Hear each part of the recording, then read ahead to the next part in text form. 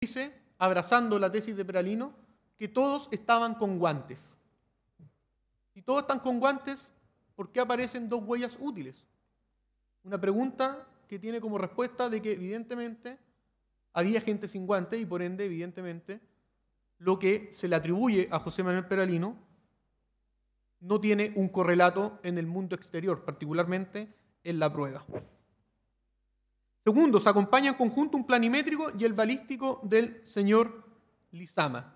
Las conclusiones del balístico del señor Lizama ya me extenderé en ello un poco más adelante, pero en particular hablan de que, de acuerdo, y esto es importante, de acuerdo al resto de la prueba, particularmente la evidencia balística, se puede sostener que el Machis Celestino fue herido en el exterior y se plantean dos hipótesis perfectamente posibles, no presentado por el Ministerio Público. Y finalmente, el planimétrico 424 del señor Silva, más bien un mapa de la zona, del cual ya se refirió mi colega el señor López. También, como otros medios de prueba, acompañamos material audiovisual. Las heridas de José Manuel Peralino, ya señalado el porqué de su acompañamiento, y la reconstitución de escena que realiza don Jorge Luxinger. Sin ánimo de ahondar mucho en aquello, la importancia dice relación con que muestra el tiempo de traslado inmediato, muestra o señala el señor Luxinger que recorren con vehículos las melgas de papas, indica que él quebró los ventanales, lo cual choca con el hecho de que muchas de las personas, según la supuesta declaración de José Manuel Peralino, iban con piedras, hondas, boleadoras, precisamente con el afán de quebrar dichos ventanales. Es más, atacan por el frontis para quebrar dichos ventanales. Y, más importante aún, cuando vemos la reconstitución de escena y pasa la camioneta del señor Luxinger bordeando la cocina, entre la cocina y la bodega, si tuviésemos el famoso bidón en el lugar donde nos quieren decir que estaba, hubiese sido aplastado no solo una vez, sino dos veces por la camioneta, en el transcurso de ida y en el transcurso de regreso. Y aquí hago un breve paréntesis.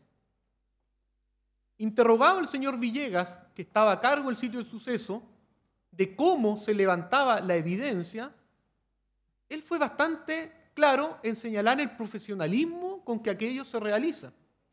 Primero, se individualiza la evidencia, se señala, se fotografía, se hace un levantamiento planimétrico de la misma y finalmente se guarda sellada y con rótulo respecto del día en que se encontró. Cuando la defensa le pregunta, bueno, ya que nos explicó en términos generales, dígame, ¿cómo lo hizo con el bidón? No se levantó el día que supuestamente él dice haberlo encontrado, se levantó el 8 y él dice que lo encontró el 4 de enero. No se fotografió el momento en que es encontrado, no se hace un levantamiento planimétrico del momento en que es encontrado. ¿Qué nos dijo él? Es que ese día no estaba el perito fotógrafo y no estaba el perito planimétrico.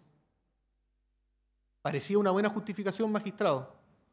Pero después pasó el doctor Lizama, que recogió evidencia balística precisamente el 8 de enero, el día que se recoge el bidón, y que esa evidencia balística sí la recogió con el perito fotógrafo que lo acompañaba y sí fue levantada planimétricamente por el perito planimétrico que lo acompañaba. Es decir, en este afán absurdo de tratar de señalarnos que un bidón de 5 litros se corresponde con lo que supuestamente declaró Peralino respecto de 3 bidones de más de 10 litros, de 20 litros, en este afán absurdo de querer justificar todo con ese bidón, de querer hacernos creer que fue levantado 4 días después porque hubo un problema, incurren en mentiras tan burdas como señalarnos que no había un perito fotográfico ni un planimétrico, cuando a renglón seguido pasa otro perito y reafirma lo que dice la defensa, dejando en clara evidencia al señor Villegas. Ese era un punto aparte respecto a la prueba audiovisual. Y finalmente presentamos pericial propia, un antropológico del doctor Paulo Castro, que era la base para el peritaje psicológico de doña Patricia Conde Marín. ¿Por qué era la base? Porque la señora Patricia Conde Marín aplica las pruebas, pero necesitaba saber si finalmente la persona adscribía o no a la cultura mapuche para ver si era necesario aplicar otras pruebas, discutirlo, aplicar otros test, en definitiva, rearmar la situación. ¿Qué es lo que señala el resultado? Y aquí me permito explicar con pera y manzana, magistrado, porque fue cuestionado el día de ayer. José Manuel Peralino, técnicamente, magistrado, es una persona mapuche. Y lo dice la ley indígena, magistrado. Tiene apellido mapuche, vive en una comunidad y por ende es mapuche. El punto que lo señala el peritaje antropológico y después lo toma doña Patricia Conde Marín es que él no adscribe a las costumbres, a la forma de vida, a la cultura, a la cosmovisión mapuche. Y eso se explica detalladamente en el peritaje, no en el peritaje, en la declaración de don Paulo Castro, quien indica una serie de argumentos de por qué José Manuel Peralino no adscribe a la cultura mapuche. Principalmente porque quien le iba a transmitir ese conocimiento, que en el pueblo mapuche se da por la oralidad, era su madre, que lamentablemente fallece a temprana edad. Luego hay un cambio en la familia, el padre deja el alcoholismo, sigue la religión evangélica, algunos de los hermanos la siguen, pero cada uno por su camino. José Manuel Peralino no participa en ningún tipo de acto social, es marginado de la sociedad. Como es cuñifal, sus hermanos lo dedican al cuidado de la casa. Y más encima, cuando él hace algo, dicen que lo hace mal. En esa situación se encuentra y por eso no es mapuche desde el punto de vista de adscribir a la cosmovisión misma y por ende no es necesario que los test o las pruebas aplicadas tengan esta aplicación o esta adecuación que señala el Ministerio Público como crítica hacia doña Patricia Conde Marín, quien por lo demás explicó claramente que estos test aplicados son de validación universal y que cuando tuvo que hacer adecuaciones en razón de las características psicológicas de José Manuel Peralino, se realizaron en discusión con la señora de la Lastra. Y aquí surge un problema que no tiene explicación a mi juicio, de momento. El Ministerio Público dice que del peritaje de doña Patricia Conde Marín podemos extraer que tiene capacidad de testificar don José Manuel Peralino Huinca. Es más, tiene memoria episódica a una respuesta de pregunta realizada por el juez presidente. Y por ende validan completamente la declaración de doña Patricia Conde Marín. Pero obvían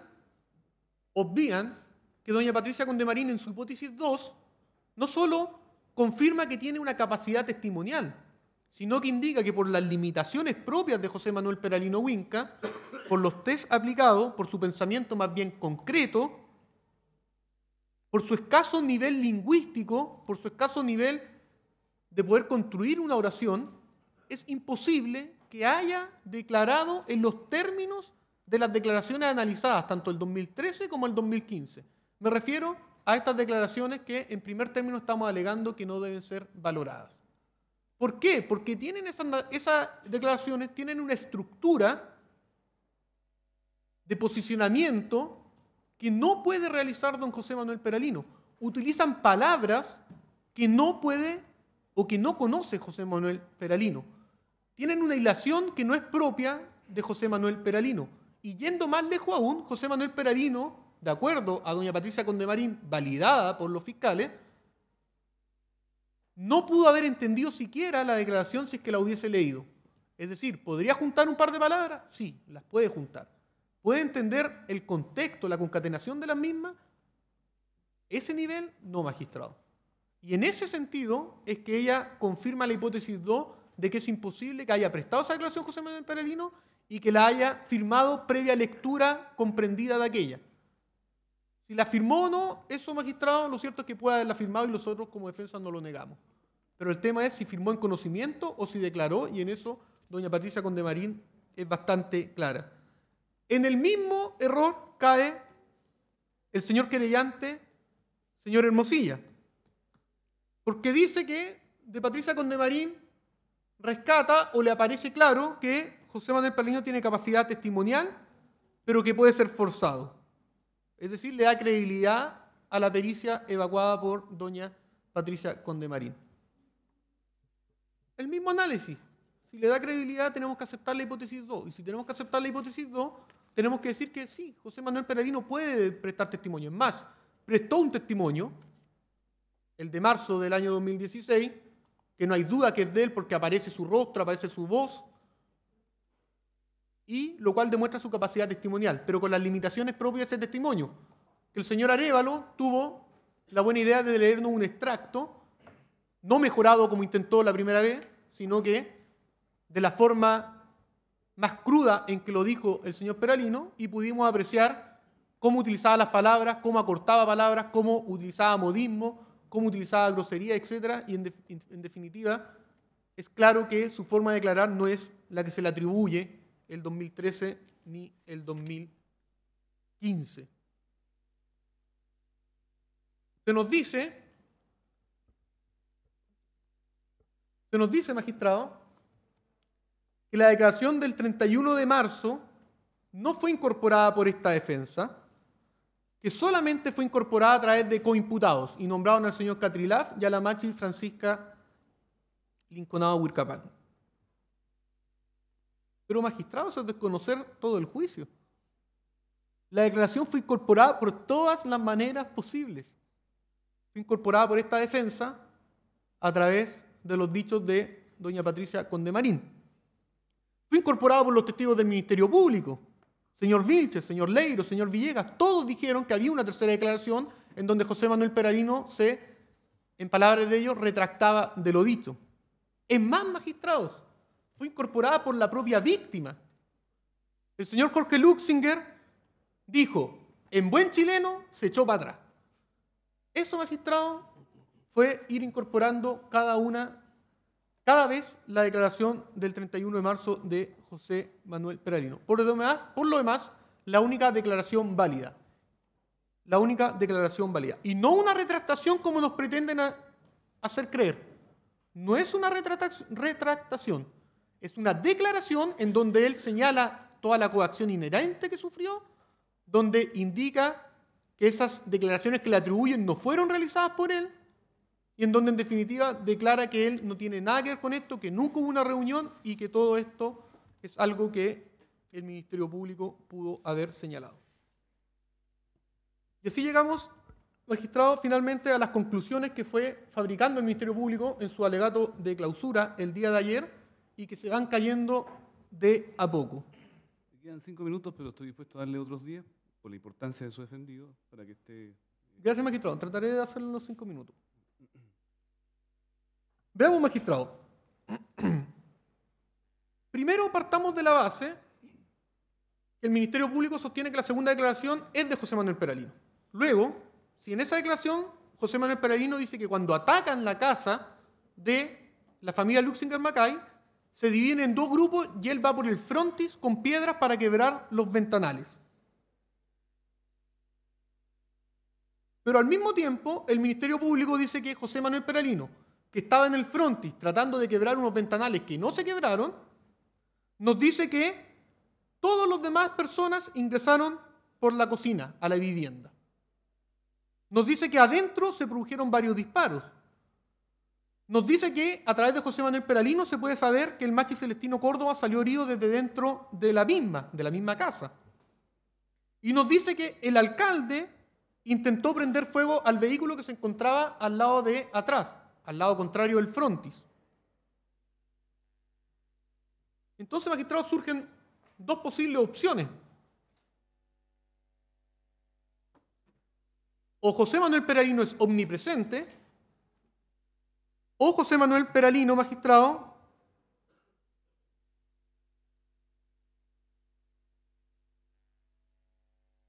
es omnisciente. Una de las dos, magistrado.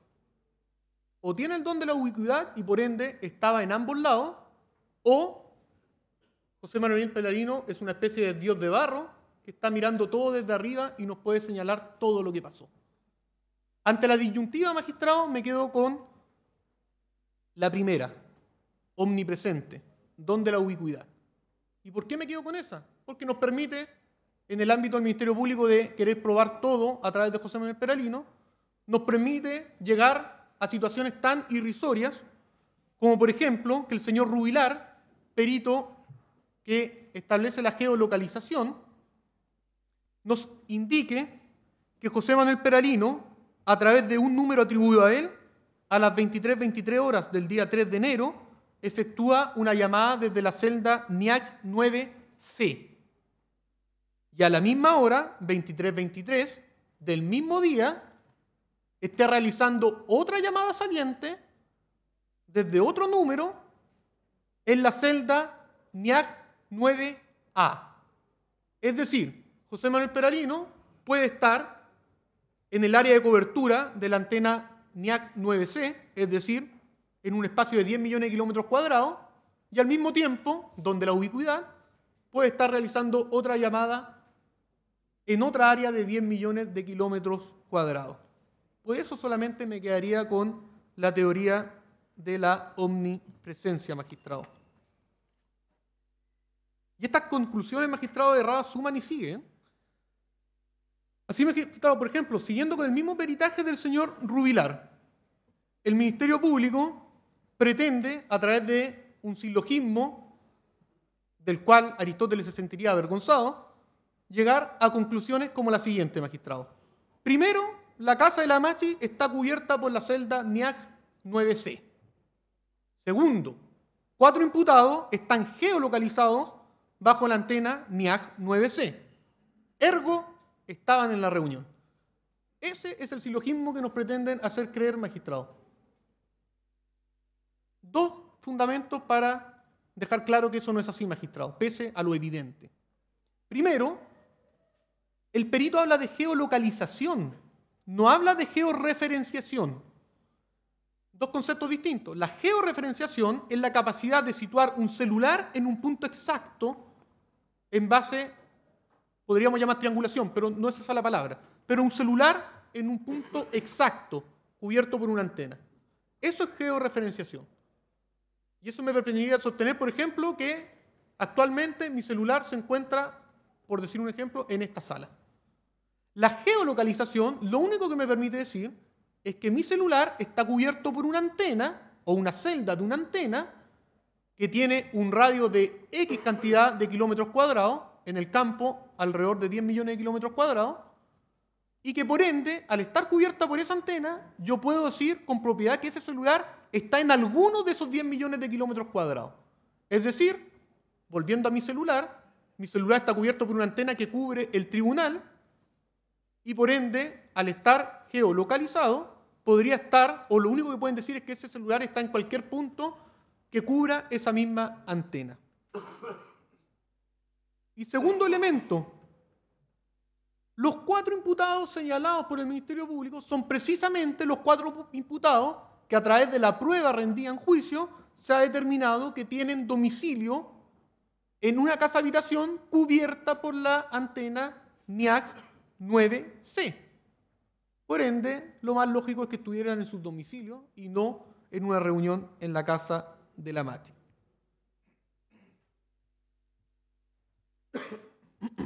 Y con esto, un tercer ejemplo, magistrado, y con esto yo creo que voy terminando. El Ministerio Público dice: el Machi Celestino, en palabras de José Manuel Peralino, atribuyendo que es verdad esa declaración, insisto, el Machi Celestino salió herido de la casa. El Ministerio Público dice: bueno, eso lo tenemos corroborado. Ahora sí que no hay duda, lo tenemos corroborado. ¿Por qué? Porque el perito Lizama, presentado por la defensa, esta defensa, señaló que era perfectamente posible que se hubiese efectuado un disparo con esas características dentro del domicilio. Luego, si el doctor Lizama dijo que era posible ese disparo y las municiones tienen plomo que se funde a los 350 grados, la casa alcanzó 950 grados, es perfectamente posible que haya ocurrido un disparo dentro de la casa habitación. Esa es la sentencia que nos plantea el Ministerio Público. Carece de una serie de errores, magistrado. Primero, el señor o el doctor Lizama, hombre de ciencia, por ende, ante una pregunta hipotética, tiene que responder dentro de los rangos que le permite una hipótesis. Como hipótesis, ¿yo puedo sostener que pudo haber ocurrido un disparo de esas características dentro de la casa habitación? Sí, lo puedo sostener como hipótesis. Pero como hipótesis que se somete a una comprobación a la luz de la prueba que se ha encontrado o de lo que dice el sitio del suceso, se desmorona. ¿Por qué? Por lo siguiente, magistrado. Primero, el Ministerio Público dice, las balas tenían plomo, el plomo se fundió a los 350 grados, por eso explicamos que no encontramos la munición. Primero, omite señalar a cuánto se fusiona el níquel, el otro elemento de la munición. El níquel, magistrado, se fusiona a los 1455 grados, según la perito Silvia Figueroa, a contrainterrogatorio realizado por don Mario Quesada. Por ende, no se pudo haber fundido el níquel. Segundo, la misma perito, doña Silvia Figueroa, dijo que, pese a que el plomo se funde, efectivamente, a 350 grados, el hecho que se funda, que se fusione, no significa que desaparezca, sino que o se derrite o se deforma, pero después, vueltas a las temperaturas normales, aparece solidificado de otra forma, es decir, aparece el resto de plomo. ¿Se arnerió la casa? Se arnerió la casa. Por ende, tuvo que haber aparecido aquello si el Ministerio Público pretende sostener que esta hipótesis se comprueba. Todo lo contrario, la hipótesis se desecha. Y es tan claro que se desecha que cuando le pidieron un peritaje al doctor Lizama sin tener esta supuesta declaración de José Manuel Peralino, le dijeron, busque usted la hipótesis en base a lo que la prueba le va diciendo. ¿Y qué decía la prueba? Que toda la evidencia balística se encontraba en el exterior. Luego, las dos hipótesis posibles que resisten un análisis del sitio del suceso son precisamente las que mostró la defensa a través del peritaje que el Ministerio Público no quiso traer. Por todas estas consideraciones, y magistrado, para terminar y responderle a la situación planteada por el colega señor Tenorio en cuanto al silencio de mi defendido, primero que todo el señor Tenorio parte bastante bien señalando que es un derecho de mi defendido. Y la defensa técnica, que sí la tuvo ahora, que no la tuvo el 2013 ni el 2015, en este caso decidió que guardase silencio en una decisión en conjunto. Primer punto. Segundo punto, el señor Tenorio dice, está bien, puede guardar silencio, pero la doctrina Murray dice que cuando se guarda silencio se tiene que hacer responsable de las consecuencias de su silencio porque no explica la situación en la que se han visto envueltos. Y eso, magistrado, adolece de dos grandes problemas. Primero, la doctrina Murray, que recoge la legislación procesal española, parte de la base de la estructura del código tanto español como del Reino Unido, particularmente el Código Procesal Español, de legislación procesal, artículos 698 y siguientes, indican claramente que primero, cuando un individuo se enfrenta a un juicio, se le pregunta si reconoce participación o no. Es decir, pese a que puede guardar silencio, hay una pregunta previa que es si reconoce o no participación. Y ante esa respuesta de no reconozco participación es que se crea toda la doctrina Murray en el sentido de que, como no está reconociendo participación y hay prueba que al parecer lo vincula, tenemos que hacernos cargo de este silencio. Ese es el primer error. Y por ende, al ser nuestra legislación distinta, no conteniendo esa pregunta, no es aplicable a la legislación chilena. Pero hay un segundo error. El señor Tenorio nos habló en abstracto de la sentencia Murray del Reino Unido. Y nos dijo lo del silencio, lo de la participación, etcétera, etcétera. Pero no puso el hecho en concreto. Y el hecho en concreto es bien simple, magistrado, y no me demoro mucho en señalarlo. John Murray fue detenido junto a otras 7 personas por conspiración de asesinato y secuestro atribuido al IRA, el grupo rebelde de Irlanda, magistrado. porque lo encontraron en el sitio del suceso. Fue interrogado, guardó silencio. Fue a juicio, guardó silencio. El punto es que había una prueba que lo ubicaba en el sitio del suceso. Es decir, estaba ahí donde ocurrió el hecho. Y como estaba ahí, se esperaba que diese una explicación razonable de por qué estoy ahí. Y es ahí donde se construye toda la estructura de la doctrina Murray. Este caso es totalmente distinto, porque José Manuel Perelino nunca, o no hay ninguna prueba que lo sitúe ahí, más allá de la declaración que se le está atribuyendo a él mismo. Es más, magistrado, creo que lo desarrollarán otros colegas, pero la jurisprudencia internacional está mucho más avanzada y señala que cuando un coimputado confiesa un supuesto hecho, si solo tenemos esa prueba, el caso ni siquiera tiene mérito para llevarse a juicio. Con eso termino, magistrado. Solicito la absolución de mi defendido y lo hago extensivo a todos los imputados por no estar acreditado la corroboración de la supuesta declaración de José Manuel Perelino, la cual fue obtenida ambas con infracción de garantías. Bien, finalizado entonces el alegato de clausura de José Manuel Perelino Winca. Vamos a hacer un receso ahora de media hora. No sé si se va a anunciar quién va a continuar con los alegatos de clausura. Esta parte, su señoría. Bien, don Pablo Ortega. Muy bien. Hacemos un receso entonces de 30 minutos.